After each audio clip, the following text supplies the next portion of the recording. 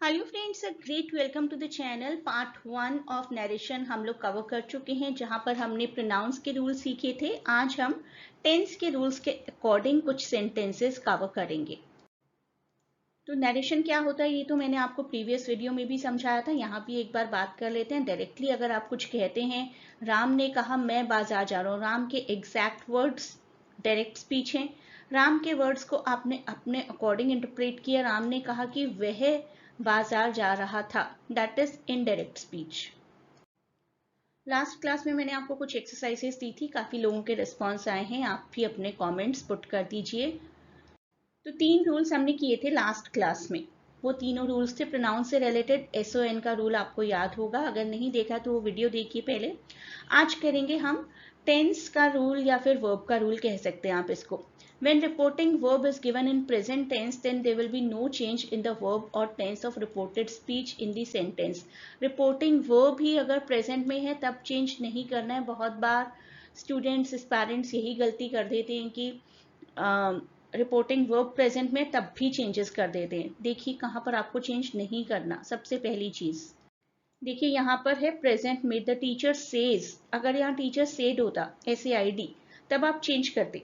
The teacher says Ram performs on the stage. The teacher says that, सिर्फ that लगेगा, preposition conjunction add होगा, Ram performs on the stage, it will remain same. अगर यहाँ होता the teacher said, तब आप of course change करते, Ram performed हो जाता, यहाँ पर पास्ट में चला जाता।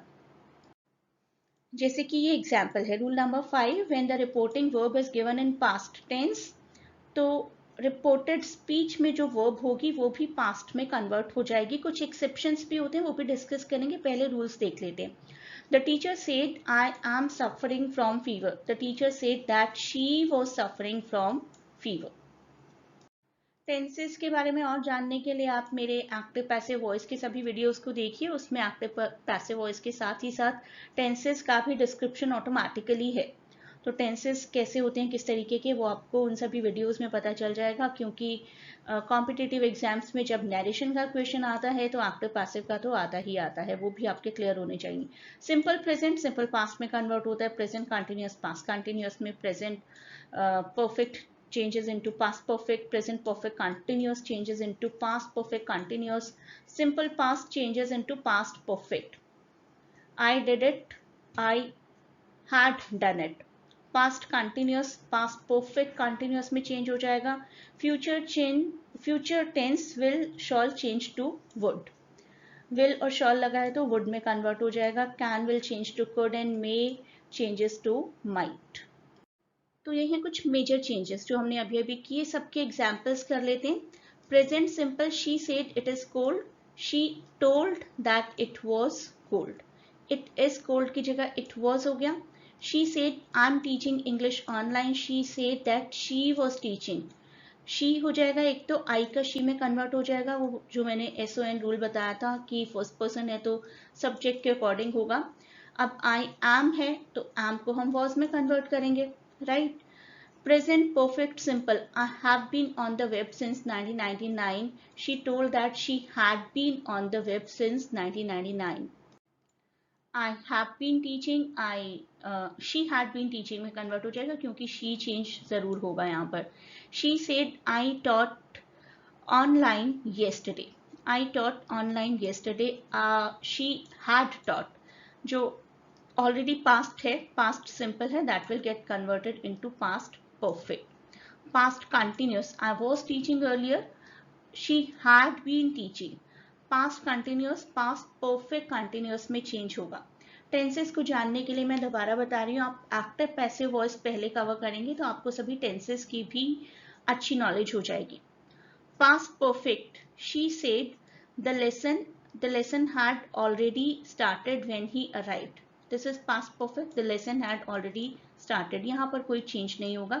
she told that the lesson had already started when she arrived, right।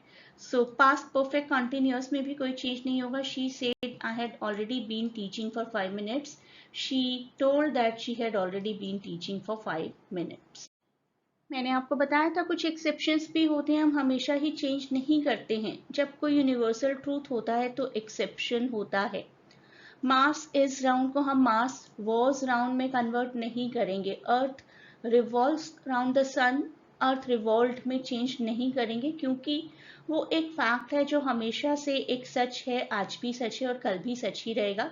Tense में चेंज नहीं आएगा. और teacher said the mass is round और teacher told that the mass is round. When the reporting speech has past historical facts, जब कोई past historical fact है, जैसे India became free on 15th August 1947, India became free on 15th August 1947, it will remain the same. When the reporting speech has two actions to be happening at the same time, when there is no change in the tenses. My sister was making lunch when I was studying. He told that his sister was making lunch when she was studying. तो no change क्योंकि दो actions simultaneously हो रहे हैं. When reporting speech has some imagined condition, then there is no change.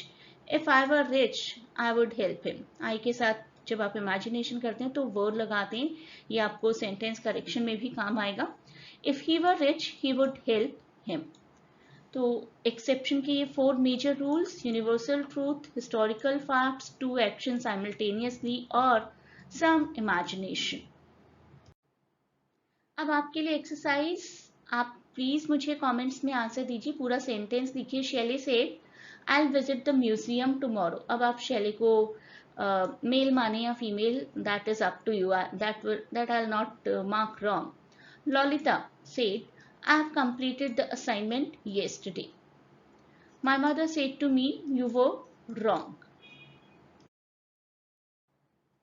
तो ये सभी answers आप लोग मुझे कमेंट्स में लिख कर दें. 1, 2, 3 करके आप अपने आंसर्स लिखिए, जो भी आपको राइट या रॉन्ग लगता है.